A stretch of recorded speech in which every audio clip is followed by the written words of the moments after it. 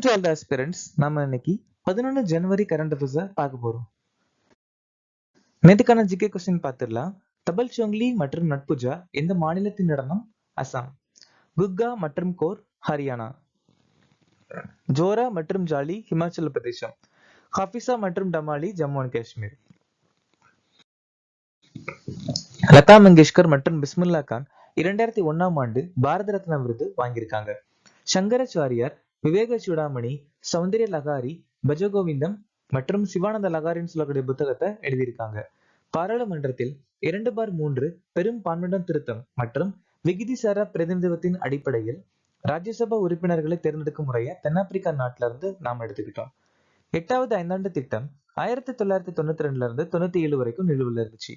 பகுதி 21 நம்ம இந்திய அரசியலமைப்புல தற்காலிகம், இடைக்காலம் மற்றும் சிறப்பு ஏற்பாடுகளை சொல்லியிருக்காங்க.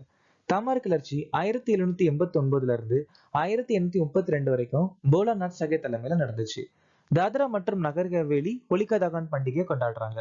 ஜெயபிரகாஷ் நாராயணன் ஏன் சோசியலிசம் சொல்லக்கூடிய புத்தகத்தை எழுதியிருக்காங்க. பிரதமர் ஷரமோகி மாந்தன் தொழிலாளர் அமைச்சகம் 2019ஆம் ஆண்டு அறிமுகப்படுத்தியிருக்காங்க. அடல் பூஜல் யோஜனா ஜல் சக்தி அமைச்சகம் 2019. பிரதமர் கிசான் சம்மான் நிதி நிதி அமைச்சகம் 2019. PM மத்ஸ்ய சம்பத யோஜனா மீன்வள அமைச்சகம் 2020. கரீப் கல்யாண் ரோஜ்கார் அபியான் 2020.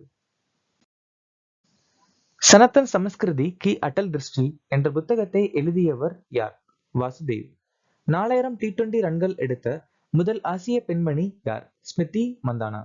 2025ஆம் ஆண்டுக்கான 124வது இந்திய கோல்ஃப் யூனியன் அமெச்சூர் சாம்பியன்ஷிப்பை வென்றவர் யார்? சுப்மன் சிங். ஜனவரி 11, 2026 முதல் புழக்கத்தில் இருக்கும் முதல் பாலிமர் ஒன்றியல் வங்கி நோட்டை எந்த நாடு அறிமுகப்படுத்தியுள்ளது? ஓமான். ஷுன்யாஷி சதாக் எக் சாத்யாபதி அடல் பாரத் கி நிகழ்ச்சி டிசம்பர் 2025 எங்கு நடைபெற்றது? இண்டோர். ராஜௌரியில் சமூக வானொலி நிலையமான ரேடியோ சங்கம் எந்த ஆயுதப்படை தொடங்கியது? இந்திய ராணுவம். ரயில் விகாஸ் நிகாம் லிமிடெடின் தலைவர் மற்றும் நிர்வாக இயக்குநராக நியமிக்கப்பட்டவர் யார்? சலீம் அகமது. 2025ஆம் ஆண்டுக்கான 40 வயதுக்குட்பட்ட வழக்கறிஞர் விருதை யாருக்கு வழங்கப்பட்டுள்ளது?